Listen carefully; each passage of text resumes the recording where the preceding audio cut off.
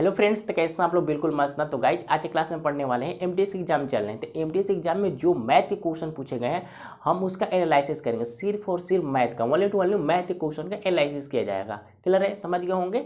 तो वीडियो के अंत तक बने रहना, इधर उधर जाने के नहीं। सही टाइम आए हो, सही जगह पे आए हो तो पूरा वीडियो को वॉच करेंगे। तो देखिए पहला क्वेश्चन आपके सामने स्क्रीन मौजूद है। इस इक्वेशन में पूछा गया कि एक्स का मान कितना होगा। एक्स का मान निकाल के बताइए हुआ कितना। 2 सेकंड में कैसे हल करेंगे? देखिए इतना आसान क्वेश्चन है, इसमें पेन उठाने की जरूरत नहीं है। ऐसे छोटे छोटे एग्जाम में पूछे जा रहे हैं क्वेश्चन, तो इसको कैसे हल कर सकते हो भाई? देखिए इसमें तो पेन उठाने की जरूरत नहीं हो, सिर्फ यहाँ करना क्या है, काटाकुटी करना है, बोले तो झगड़ा करना है पड़ोसियों के साथ। देखिए हमको फाइंड करना है एक्स का वैल्यू, एक्स का वैल्यू निकालना है। तो कैसे निकाल सकते हो? देखिए दोनों वैल्यू इक्वल में, दोनों वैल्यू इक्वल में तो 2 से इसको काट सकते हो, 2 3 6 है ना। फिर इसको 3 से काट सकते हो, इसको 3 से, 3 एकम 3 और 3 8 24 हो गया ना। क्लियर है? देखिए एक्स का वैल्यू निकालना है तो एक्स को साइड में रख लेते हैं और 9 के स्क्वायर 81 बन जाएगा कूने। अब 22 के स्क्वायर कितना होता है? 484। क्लियर होगा ना। देखिए यहाँ ये जो 108 है इक्वल के इस साइड है, गुने में है, इधर फेंक देंगे इक्वल के इस साइड तो बट्टे में चला जाएगा, यानी भाग में कितना हो जाएगा? 108। बताइए किसी को दिक्कत यहाँ तक नहीं होगी। अब करना क्या है, नंबर्स को काटना है। तो कैसे काट सकते? 9 से काट लेना, 9 81, इसको 9 से काटेंगे तो 12 9 108। क्लियर है? 3 3 के 9 हो जाएगा और ये 3 4 के 12 हो जाएगा। बताइए बातें समझ में आई? अब इसको 4 से तक काट ही सकते हो। 4 एकम 4, 4 दूना 8, 4 एकम 4, 121 यानी एक्स का वैल्यू कितना हो जाएगा? 3 एकम 3, 3 दूना 6, 3 एकम 3, 363 हमारा करेक्ट आंसर। बताइए किसी को दिक्कत इस क्वेश्चन में थोड़ा सा भी नहीं होगा। 2 सेकंड का क्वेश्चन है, आपको थोड़ा सा भी परेशानी नहीं होगा। नेक्स्ट क्वेश्चन आपके सामने हमने फेंका, जरा इसको हल करके बताइए कि इसका आंसर होगा कितना। जल्दी से पेन और थोड़ा सा छोटा सा पेज आपके पास होना चाहिए बस, और कुछ नहीं, एक छोटा सा मोबाइल, और घर के कोने में बैठ दें और वीडियो को फुल वॉच करें। चलिए बताइए अगले क्वेश्चन का आंसर कितना होगा। दो संख्याओं का महत्तम समापवर्तक 12 है और लघुत्तम समापवर्तक 120 है। यदि इनमें से एक संख्या 60 है तो दूसरी संख्या पूछा गया, दूसरा संख्या बताइए दूसरा नंबर होगा कितना। देखिए कैसे हल करेंगे। आपको पता होगा ये फार्मूला HCF गुने LCM बराबर होता है दो संख्याओं का गुणनफल, दो संख्याओं का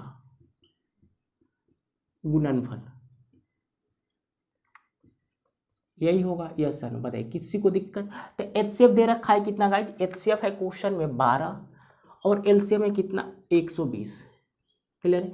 और दो संख्याओं का गुणनफल, दो संख्याओं का गुणनफल जिसमें से एक संख्या दे दिया है कितना गाइज? एक संख्या 60 है तो हमसे दूसरी संख्या पूछा गया, तो दूसरी संख्या मान लीजिए x है। क्लियर है? Yes sir no. कोई भी अल्फाबेट मान सकते हो, कोई दिक्कत नहीं होगी। तो यहाँ से अब हल करिए। देखिए 0 से 0 काट लो, है ना। 6 से काट लो, 6 दूना का 12 और x का वैल्यू निकालना है तो 12 दूना का 24, 24 हमारा करेक्ट आंसर हो। तो क्या बताइए किसी को दिक्कत इस क्वेश्चन में परेशानी दुख दर्द नहीं होगी। क्लियर है ना? समझ गए होंगे। आगे बढ़ सकते हैं। चलिए अगला क्वेश्चन पर आते हैं।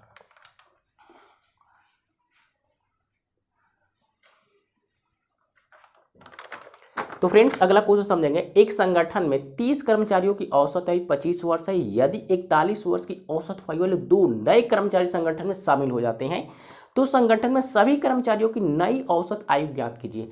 नया औसत आयु ज्ञात करना है। तो फ्रेंड्स समझिएगा, बहुत धांसू क्वेश्चन है, ध्यान से समझिएगा। एक संगठन में 30 कर्मचारी हैं। कितने? 30 कर्मचारी। तो पहले यहाँ से ये फाइंड करते हैं कि टोटल व्यक्ति का एज कितना होगा, है ना। टोटल एज, सभी व्यक्तियों का एज कितना होगा, है ना। टोटल व्यक्ति का एज। देखिए 30 कर्मचारी यानी 30 व्यक्ति। क्लियर है? 30 कर्मचारी, इनका औसत एज कितना है गाइज? औसत एज है 25। अगर इनको दोनों को गुना कर दोगे तो हमारा टोटल एज आ जाएगा 30 व्यक्तियों का, यानी 30 कर्मचारियों को। क्लियर है? समझ रहे हैं मेरे बातों को? चलिए आगे बढ़ेंगे। क्वेश्चन में आगे दे रखा है कि 41 वर्ष की औसत आयु वाले 2 और व्यक्ति आ जाते हैं, है ना। 2 और कर्मचारी आ जाते हैं कितने साल के? 41 साल वाले। क्लियर है?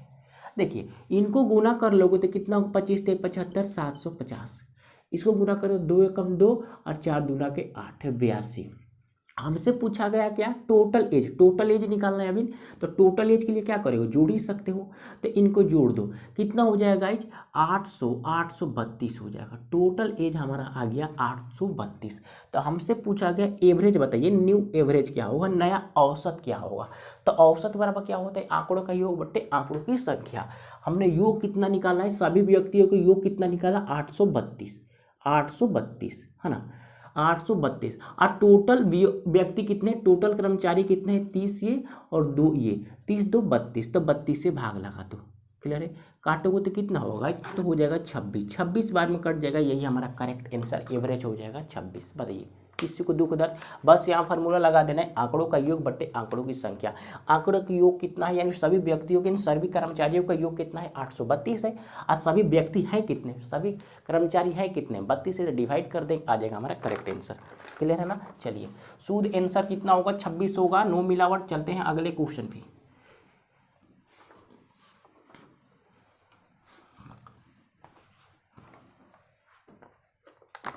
किसी दुकानदार द्वारा 10 रुपये पर केजी और 30 रुपये पर केजी मूल्य वाली चावल की दो किस्मों को किस अनुपात में मिलाना जाना चाहिए जिससे प्राप्त मिश्रण का मूल्य 15 रुपये पर केजी हो जाए। देखिए गाइस, बहुत ही धाकड़ क्वेश्चन है। मिक्सचर एंड एलिगेशन पढ़ा है आपने, मिक्सचर एंड एलिगेशन का थोड़ा सा भी मेथड आपको पता होगा तो इस क्वेश्चन को उड़ा सकते हो। जैसे समझिए, देखिए पहला किस्म के चावल की कीमत कितना है, 10 रुपया, 10 रुपया पर केजी है ना, 10 रुपया पर केजी।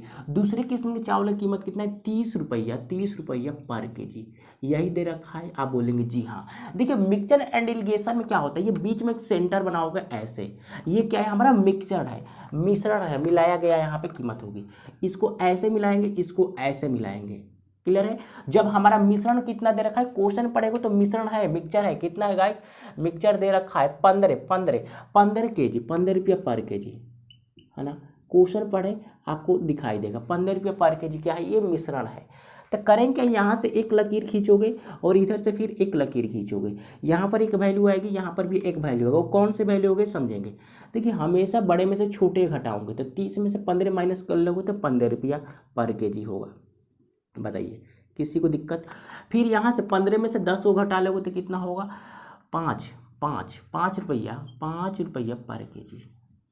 बताइए किसी को दिक्कत होगी, नहीं होगी। हमसे पूछा गया अनुपात, अनुपात निकाल के बताइए, रेशियो। तो रेशियो में क्या होगा, ये रुपया पर केजी खत्म, रुपया पर केजी खत्म, 5 से 5 3 15, यानी 3:1 हमारा करेक्ट आंसर। बताइए किसी को दिक्कत। थोड़ा सा भी आपको मिक्सचर एंड एलिगेशन का मेथड पता होगा तो विद इन सेकंड में इस क्वेश्चन को हल किया जा सकता है। क्लियर है, 3:1 हमारा करेक्ट आंसर होगा। अगला क्वेश्चन आपके सामने फेंका है हमने, जल्दी से इसका कमेंट करें क्या जवाब, कि आंसर होगा कितना।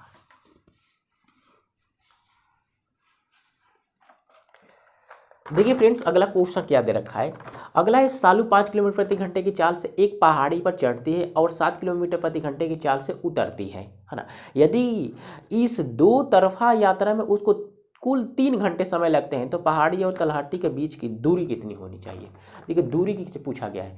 देखिए एक सालू नाम की लड़की है, 5 किलोमीटर प्रति घंटे की चाल से यानी स्पीड से पहाड़ पर गई और 7 किलोमीटर प्रति घंटे की चाल से नीचे आ गई, तो इसको आने जाने में समय लगा 3 घंटा।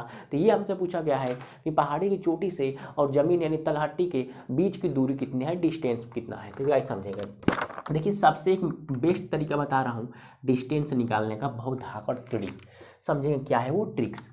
देखिए जब भी आपको जाने के और आने का स्पीड दे रखा हो और टाइम दिया हो, हमसे बीच का डिस्टेंस पूछा जाए तो याद रखेंगे S1 गुने S2 और बट्टे में S1 प्लस S2 और गुने में टाइम।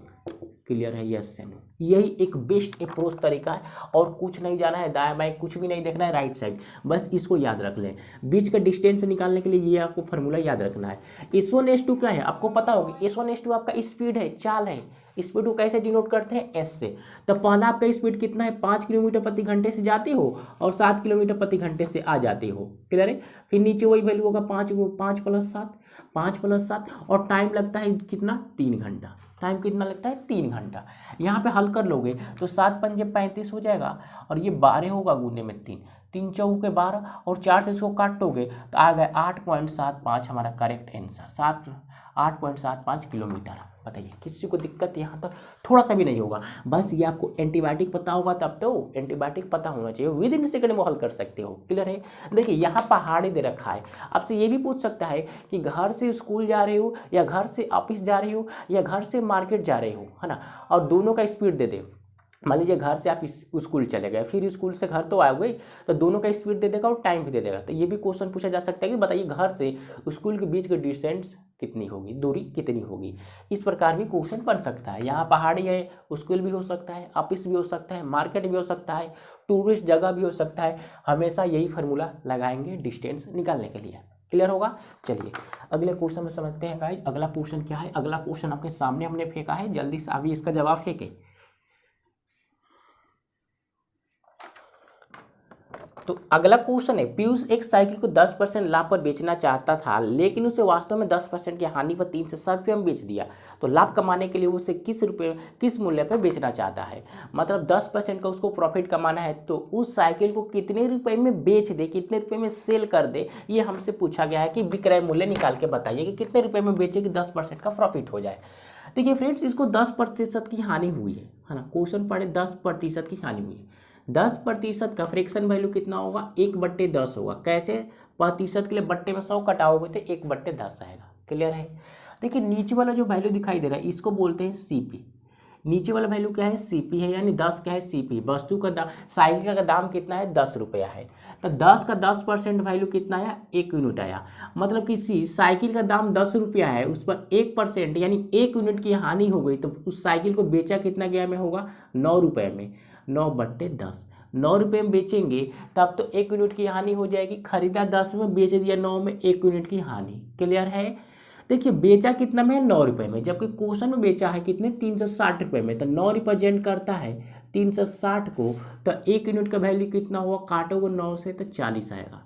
1 यूनिट का वैल्यू 40 आ गया, तो मैं यहाँ से क्रय मूल्य पूछ लूँ, यानी कॉस्ट प्राइस पूछ लूँ, तो करेंगे क्या, 40 से गुना कर दोगे 10 में, तो हो जाएगा 400।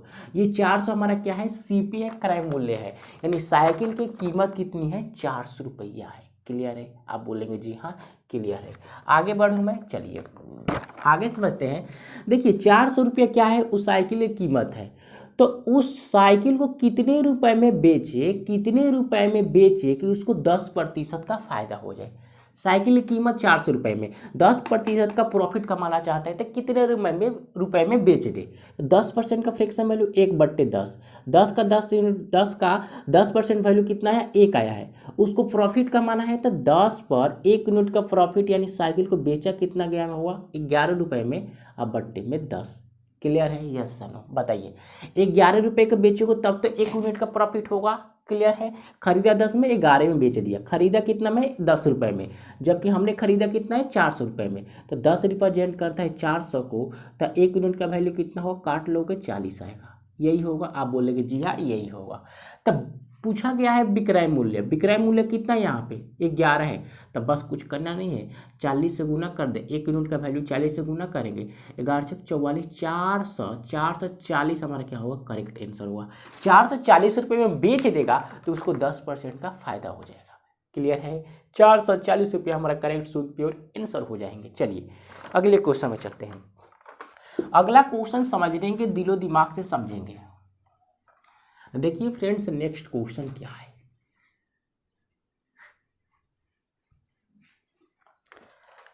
अगले क्वेश्चन में दे रखा है 1500 रुपये की धनराशि पर किसी निश्चित वार्षिक ब्याज की दर से 2 वर्षों में प्राप्त चक्रवृद्धि ब्याज और साधारण ब्याज का अंतर 60 रुपया है।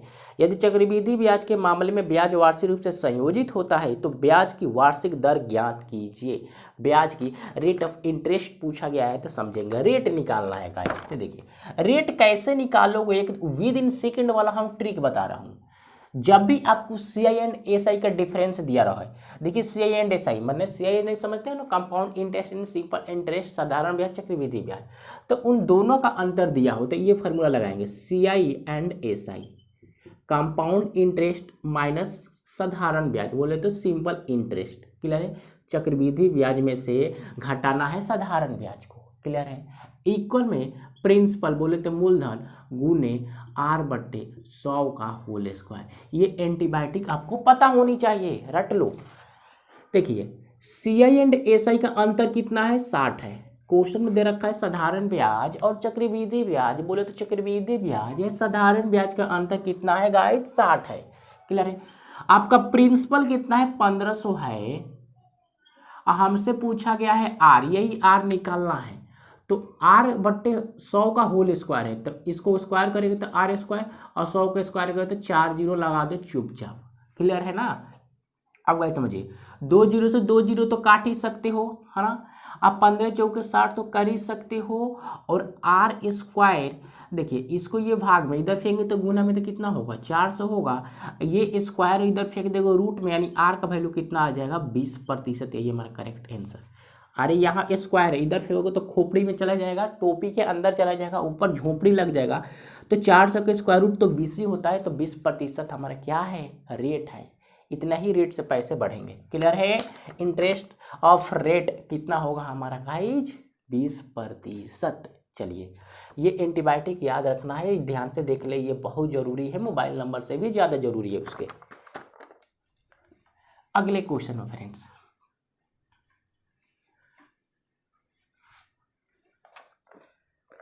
देखिए, अगला क्वेश्चन, एक कक्षा में लड़कों की संख्या और लड़कियों की संख्या का अनुपात 2:5 है।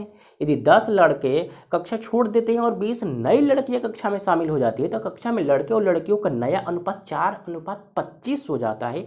तो अब कक्षा में लड़कों की संख्या कितनी है, यही तो पूछा गया। देखिए बॉयज़ की संख्या निकालना है।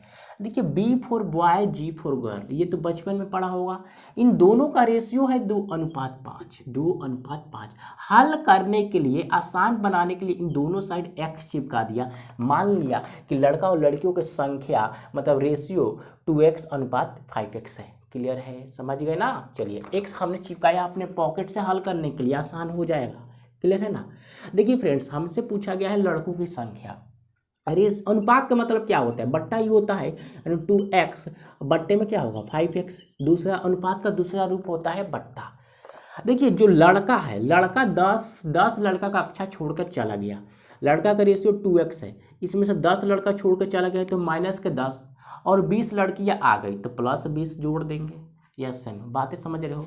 तब एक नया अनुपात हो जाता है कितना गाइज 4:25, है ना, 4:25। जी हाँ, 4:25 हो जाता है। क्लियर है। तो यहाँ करना नहीं, करस्पॉन्डिंग गुना कर ले, तो 25 से करेंगे तो 25 दूना के 50, x माइनस के 250, इधर हो जाएगा 5 चौके 20x, अब प्लस में 80, इधर माइनस करोगे तो 30x हो जाएगा, इधर से माइनस कर लोगे तो कितना माइनस से जुड़ जाएगा, कितना हो जाएगा गाइज 330, यानी 1 जीरो से 1 जीरो, 3 से 11, यानी x का वैल्यू आ गया 11। x का वैल्यू आ गया 11। हमसे पूछा गया लड़कों की संख्या। लड़कों का वैल्यू कितना है 2x है, यहाँ पर x की जगह पर 11 रखोगे, x की जगह पर 11 रखोगे, 11 दूना 22 हमारा करेक्ट आंसर। अगर लड़की की संख्या पूछा जाता तो यहाँ पर 11 रखोगे तो 11 × 55, 55 हमारा करेक्ट आंसर। लड़की की संख्या हो जाती है 55 और लड़कों की संख्या हो जाती है 22। क्लियर है। चलिए तो यहाँ पे ये क्वेश्चन खत्म हुआ। तो आंसर क्या होगा हमारा 22 होगा, क्योंकि लड़कों को पूछा गया है, तो लड़का को हो जाएगा 22, लड़की को हो जाएगा 55। नेक्स्ट क्वेश्चन,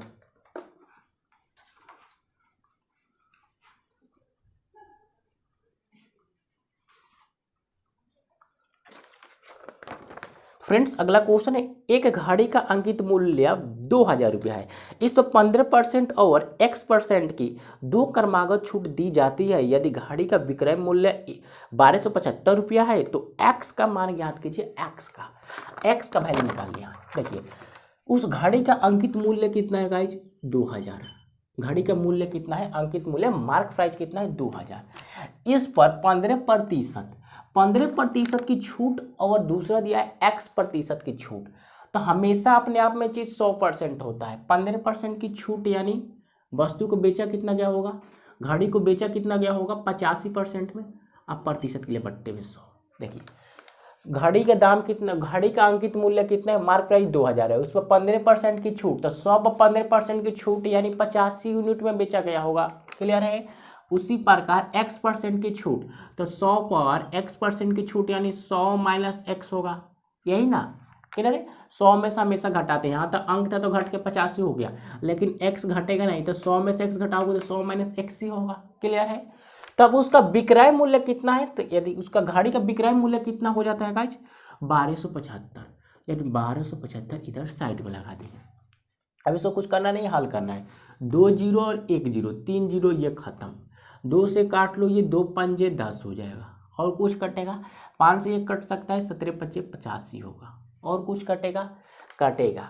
कौन कटेगा भाई, इसको काट ले, 17 17 119, 17 25 85, 75 हो जाएगा, यानी बचा 100x, 100 माइनस एक्स इक्वल में 75, यानी x का वैल्यू निकालना है तो इधर फेंक देंगे, माइनस में हो जाएगा, घट के आ जाएगा 25, 25% हमारा करेक्ट आंसर। बताइए किसी को दिक्कत, क्वेश्चन में x का वैल्यू कितना होगा 25%, यही हमारा शुद्ध प्योर आंसर हो जाएगा। क्लियर है। तो ये जितना हमने क्वेश्चन बताया सभी क्वेश्चन एग्जाम में पूछे गए क्वेश्चन है। तो आपको थोड़ा सा भी चुल्लू भर भी क्वेश्चन समझ में आया तो एक वीडियो को लाइक करेंगे। इस चैनल पर नया है, ताजा है, फ्रेश है तो चैनल को सब्सक्राइब कर ले, जल्दी से सब्सक्राइब करें और शेयर भी करना है, आग लगा दे शेयर करके, सभी जगह फैलाएं शेयर करके। जो MTS का बच्चा तैयारी करना है उसको पास भेजे ये वीडियो की इस प्रकार के क्वेश्चन एग्जाम में पूछे जा रहे हैं, ऐसे क्वेश्चन आ रहे हैं, तो इस प्रकार के क्वेश्चन को हल करना जरूरी है। क्लियर है। तो मिलते हैं नेक्स्ट वीडियो में, टेक केयर।